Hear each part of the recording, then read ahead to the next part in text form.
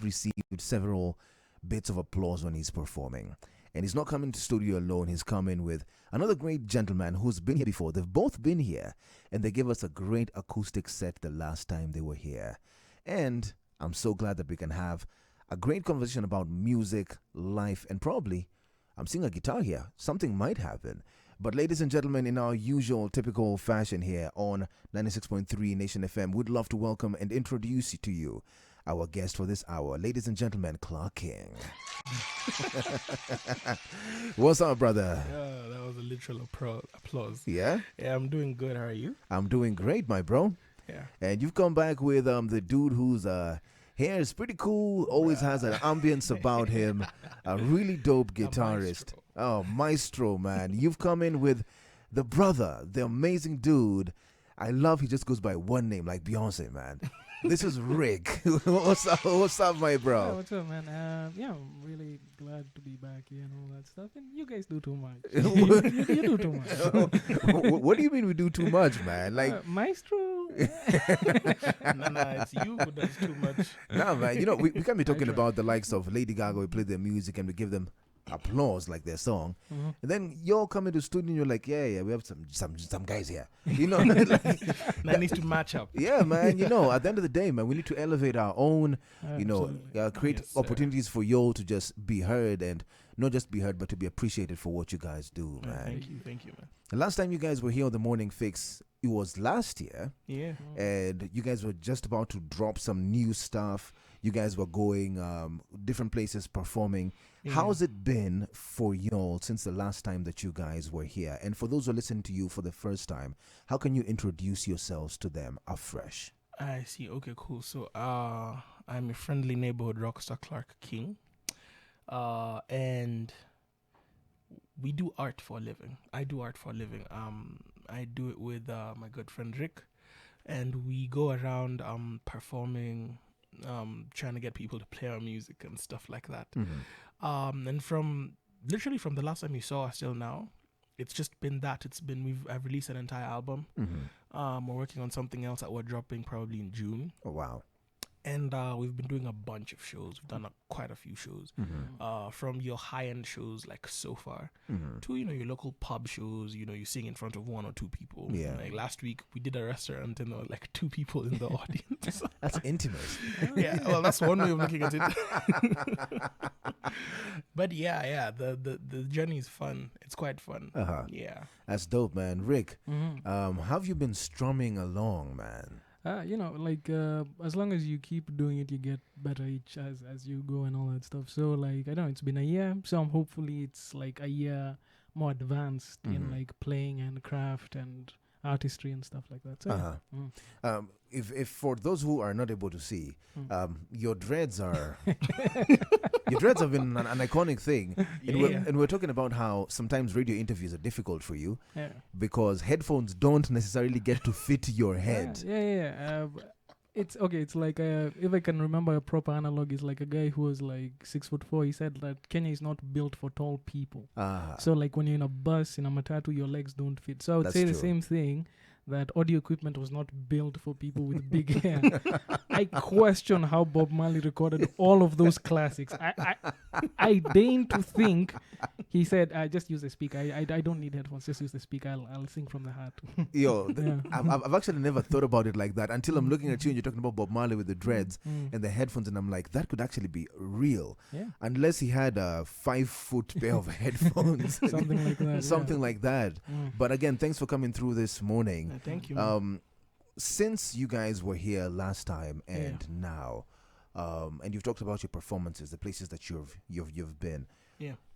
The song we played by Lady Gaga talks about applause and things like those. Yeah. You said you're performing in a place that had Two people. Yeah. Do those things discourage you, or are you of the school of thought that as long as you're able to express whatever you have as an artist, then that's enough? Well, for me, it's a little bit of both. For me, it's there has to be a balance between I'm confident in the stuff I do. I enjoy what I do, so I don't necessarily question it when I'm on a stage. But at the same time, it's there's a biblical saying: "Do not cast pearls before swine." Yeah. It's you don't give you don't give good stuff to people who don't appreciate it. Yeah. So if I'm in front of a crowd that doesn't appreciate the kind of music I'm doing, which is not always the case, but you could be in front of a crowd that wants reggae. Yeah. Right? And I haven't prepped reggae that day. I want to come sing for them my slow acoustic songs. Yeah. And they're like, nah, we want some reggae stuff. It's okay. Like, you just coast and you leave it. But for the most part, it's when the crowd does allow you to just be yourself, and then I am able to give them 100% of what I do, that's good enough. Nice. So it's a balance between, like, you have to have a crowd that's willing to listen. And that's actually been the case with the few shows we've been doing. You have crowds that want to listen to what you're saying. They've never seen you before, but they sit down, they keep quiet, and they pay attention. And then there's crowds that they're like, we don't know what he's singing, we don't care. Yeah. You know? And on that front, it's like, well, that's your loss, fam. Yeah. Because we are only as able to perform as you let us. Yeah. That's profound. That last part is really, really profound, by the way. It's the loss of those people. And a lot of Kenyan artists who've made it in different countries, they go back to that, and they say there's so much love that they did not receive from this part, from this place, and some of them have ambitions of elsewhere. Yeah. And it's like there's a word for it. I've just lost it. It's like being homesick for a place you've never been. I see. And they're home, and they're homesick to go to a place where they'll be appreciated. Yeah. What's your relationship with the Kenyan audience when it comes to things like those, and your style of music, trying to be as real as possible and as true as possible, and sometimes just not getting there, like you're saying? I see what you mean. Okay, so a good example would be, and my friend Rick can actually back me up on this. We've done one of the last few shows we did was last Saturday.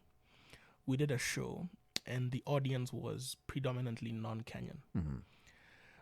We sang a lot of the stuff that we like. We were not necessarily trying to appeal to them. Yeah. But for the most part, this is the kind of songs we listen to, and this is how we would like to do them.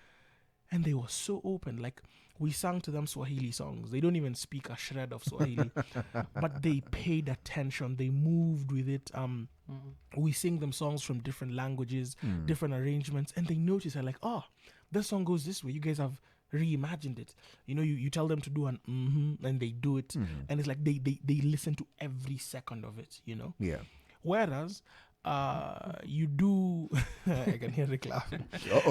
There's a story here. Yeah, you do like a Kenyan show, and this is not to speak to all Kenyans. It's not like this is how the Kenyan mind behaves. Yeah. But generally, it's been our experience. You have a predominantly Kenyan crowd, and depending on where the crowd is, for the most part, it's almost like they'll approach you afterwards and be like, "Oh, that was great," but while you're performing, they're shy. They'll just whip out their phones, film, but that's about it. They don't engage. They don't participate. You ask them, can I get this? And they're like, okay. So one random girl screams, but that's about it, And it's not like they don't enjoy the music. It's like, you want to sing to people, but imagine you've prepped an entire experience for them and you get no feedback. Yeah. So it's like, I'll stick to audiences that care, and that's actually been our experience. So I can't speak to every artist or the Kenyan crowd in general, but it's been our experience at the shows we've done that are predominantly non-Kenyan.